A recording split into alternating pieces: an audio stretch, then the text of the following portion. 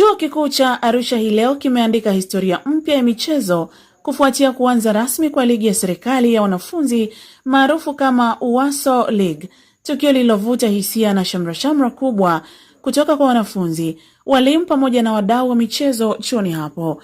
Mchezo wa ufunguzi uliochezwa hii leo tarehe 4 Machi 2026 uliwakutanisha vigogo wawili wa madarasa ya kwanza, Diploma 1 dhidi ya Degree 1.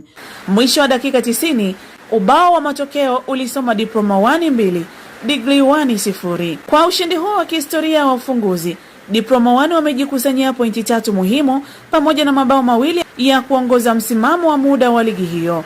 Je, Degree 1 watarejea kwa kishindo katika michezo ijayo? Je, Diploma 1 wataendeleza ubabe wao kileleni mwa msimamo? Hayo ni maswali yanayosubiriwa majibu katika siku zijazo za UWASO League. Hiyo ni taarifa ya michezo kutoka Chuo Kikuu cha Arusha.